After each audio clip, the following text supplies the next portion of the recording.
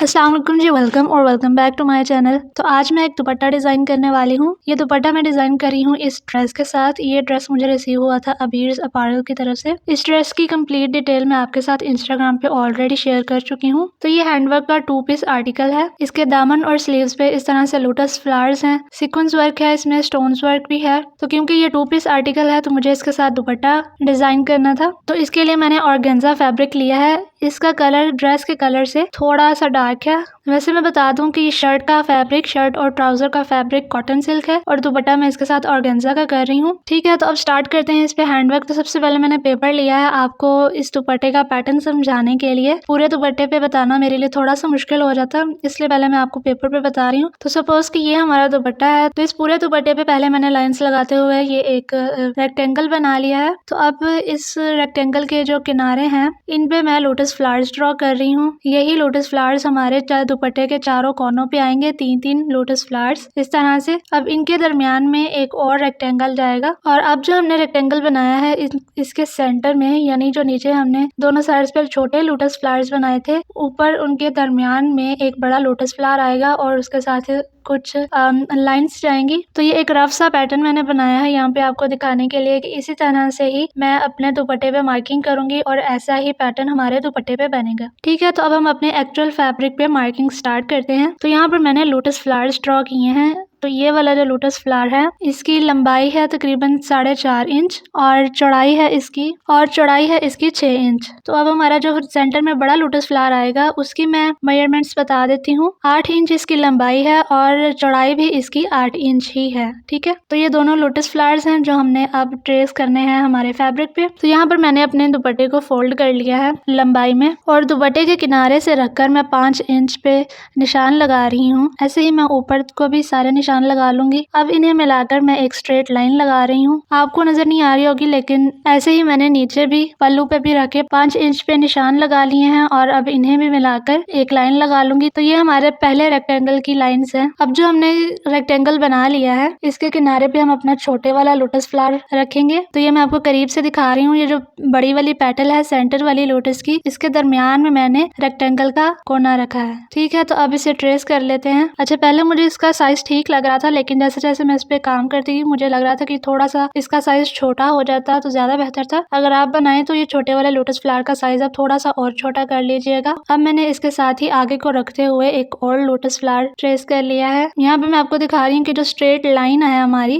ये जो साइड वाली 2 पत्तियां हैं लोटस फ्लावर की, इनके दरमियान में बिल्कुल रखते हुए मैंने ऐसे स्ट्रेट ये फ्लावर रख कर ट्रेस कर लिया है। अब ऐसे ही ऊपर भी मैंने लाइन में बराबर रखते हुए फ्लावर को, यहाँ पे तीसरा हमारा फ्लावर यहाँ पे भी मैंने ट्रेस कर लिया है। मैंने क्योंकि पेंसिल से ट्रेस किया है इसलिए ज्यादा कैमरा में नजर नहीं आ रहा, मगर खैर इसी तरह से हमने दुपट्टे के बाकी किनारे पे भी ये 3-3 फ्लावर्स ड्रॉ कर लेने हैं, ट्रेस कर लेने हैं। अब हमने अपना सेकंड रेक्टेंगल ट्रेस करना है, तो उसके लिए भी मैं अगेन 5 इंच का ही गैप लूंगी। तो यहाँ पर मैं अगेन 5-5 इंच पे निशान लगाकर तो स्ट्रेट लाइन्स लगा लूंगी। तो लाइन्स में लगा चुकी हूँ। तो ये हमारे पहले रेक्टेंगल की लाइन यहाँ पे जा रही है और दूसरी यहाँ पे है। ठीक है, जो मेरा दुपट्टा है इसकी चौड़ाई आम दुपट्टों की निस्बत थोड़ी सी कम है, इसलिए मेरे पास ये जो सेकंड रेक्टेंगल है इसकी स्पेस कम बची है। लेकिन अगर आप इसे बनाएंगे अपने दुपट्टे पे तो आपको यहाँ पे अच्छी खासी स्पेस मिल जाएगी। ठीक है, तो अब मैं यहाँ पे ले रही हूँ अपना बड़े वाला लोटस फ्लावर और ये जो हमारा सेकंड रेक्टेंगल है इसके सेंटर में रखते हुए मैं यहाँ पर इसे भी ट्रेस कर लूंगी। बिल्कुल स्ट्रेट रखते हुए फ्लावर को यहाँ पे मैंने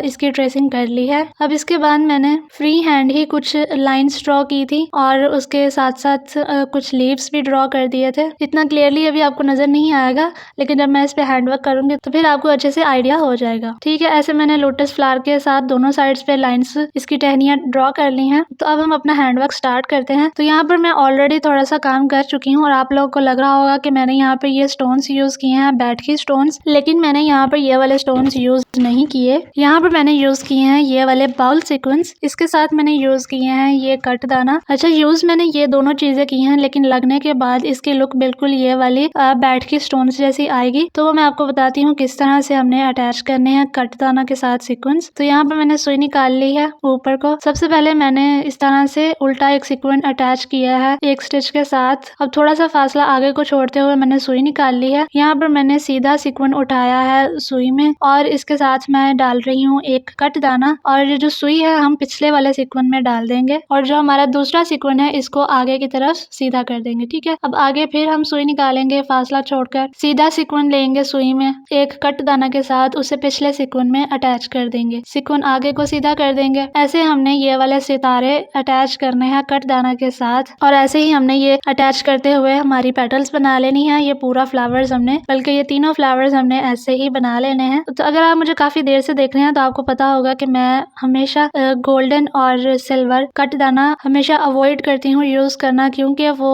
काले पड़ जाते हैं। लेकिन अब की बार मैं सिल्वर कटदाना यूज कर रही हूँ इस पैटर्न में, इसलिए क्योंकि मैंने ये वाले जो कटदाना है ये मंगवाए हैं कुंदन क्रॉनिकल्स के पेज से, और ये वाले बकायदा मैंने चेक करके टेस्ट करके धोकर इन्हें सुखाकर कुछ दिन बाहर रखकर जब ये काले नहीं पड़े और जब मुझे पूरी तसल्ली हुई है फिर मैंने इन्हें यूज करना स्टार्ट किया था, वरना मैं यहाँ पर बैट के स्टोन ही यूज करती। तो ठीक है, मैंने यहाँ पर ये वाला लोटस फ्लावर इस तरह से सीक्वेंस और कटदाना लगाकर कंप्लीट कर लिया और आप देख लें कितना शाइन कर रहा है। अगर मैं अकेले खाली सितारे यूज करती तो ये इतनी इसकी अच्छी लुक नहीं आनी थी। कटदाना लगने से इसकी बहुत अच्छी लुक आई है, बिल्कुल बैट के स्टोन्स जैसी। और ऐसे ही मैंने ये तीनों लोटस फ्लावर्स बना लिए हैं। तो इनमें कुछ डिटेल्स देने के लिए मैंने ये वाले आमंड शेप में ये स्टोन्स लिए हैं। तो ये जो बड़ी वाली सेंटर में पत्ती है लोटस की, इसके दरमियान में मैं ये एक एक स्टोन लगाऊंगी। तो तीनों में मैंने एक एक ये स्टोन लगा दिया है। ठीक है, तो अब मैं आपको ये बड़ा वाला लोटस फ्लावर दिखा रही हूँ। ये भी मैंने कटदाना और सीक्वेंस अटैच करते हुए बना लिया है और इसके साथ ही ये दो टहनियां मैंने इस तरह से बनाई है, दोनों पे 3-3 पत्ते हैं। अच्छा, अगर आप मुझसे पूछेंगे कि ये फ्रेम पे कैसे लगेंगे, तो फ्रेम को आप लूज करके हल्का सा तो आप इसे इजीली अटैच कर सकते हैं फैब्रिक को,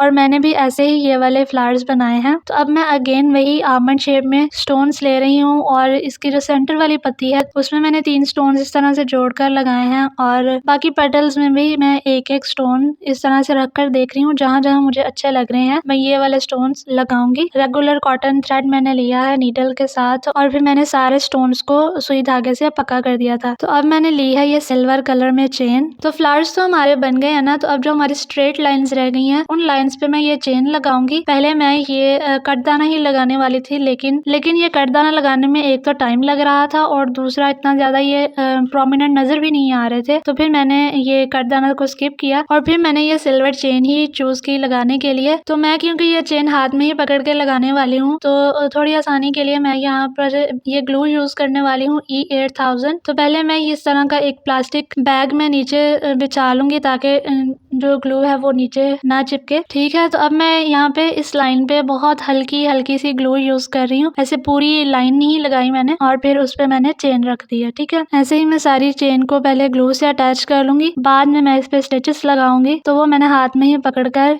स्टिचेस लगा लिए थे। पहले स्टोन पे मैं 2 स्टिचेस लगाती हूँ हमेशा ताकि किनारा इसका पक्का हो जाए और फिर उसके बाद मैं 3-3 स्टोन्स छोड़कर आगे को स्टिच लगाते जाती हूँ। चेन की एक साइड से स्टिच डालकर दूसरी तरफ मैं सुई निकालती हूँ। इससे क्या होता है कि जो धागा होता है वो चेन के नीचे से नजर नहीं आता। आप ये बैक से देख लें, धागा बिल्कुल चेन के नीचे नीचे ही रहता है। ठीक है, और दोनों लाइंस यहाँ पर मैं लगा चुकी हूँ चेन्स की, दोनों रेक्टेंगल्स की। अच्छा जी, तो अब मैं यहाँ पर ले रही हूँ ये सिल्वर कलर के फ्लावर स्टोन्स हैं। इनका साइज है 6 mm और ये मेरे पास तकरीबन 5 तोला है। तो ये जो हमारे फर्स्ट रेक्टेंगल की लाइन है उससे पहले वाली जो जगह है, यानी जो हमारे दुपट्टे का बॉर्डर होने वाला है, वहाँ पर फ्लावर स्टोन्स यूज करूंगी और यही फ्लावर्स इसी साइज में शर्ट पे भी यूज हुए हैं। तो यहाँ पर मैं इस तरह से ये वाले फ्लावर स्टोन्स अटैच करूंगी। मैं कोई पैटर्न नहीं यूज कर रही, अंदाजे से ही मैं यहाँ पे रखकर ग्लू से चिपका लूंगी पहले, फिर उसके ऊपर मैं स्टिचेस लगा दूंगी। 2 स्टिचेस लगेंगे इन फ्लावर स्टोन्स को अटैच करने के लिए। तो ये मैं सारा कंप्लीट करके तो फिर आपको दिखाती हूँ। तो ये ले जी, यहाँ पे मेरा दुपट्टा हो गया कंप्लीट। तो मैं आपको अब खोल कर दिखाती हूँ। तो ये हमारा बॉर्डर आ गया, यानी हमारा ये पल्लू आ गया। तो पल्लू पे मैंने स्टोन्स नहीं लगाए, नीचे नीचे मैंने सिर्फ जो दुपट्टे के बड़े पल्ले हैं उन पे स्टोन्स इस तरह से अटैच किए हैं। मैं आपको बैक साइड से भी दिखा रही हूँ। सब स्टोन्स पे मैंने स्टिचेस लगाकर इन्हें पक्का कर दिया है और पूरे दुपट्टे पे दोनों साइड्स पे मैंने ये स्टोन्स लगाकर बॉर्डर बनाया है। तो अब ये जो हमारा अंदर वाला सेकंड रेक्टेंगल है, इसके दरमियान में जगह खाली थी, तो यहाँ पर पर भी मैं कुछ फ्लावर स्टोन्स अटैच कर दूंगी, लेकिन मैं बॉर्डर की तरह इतने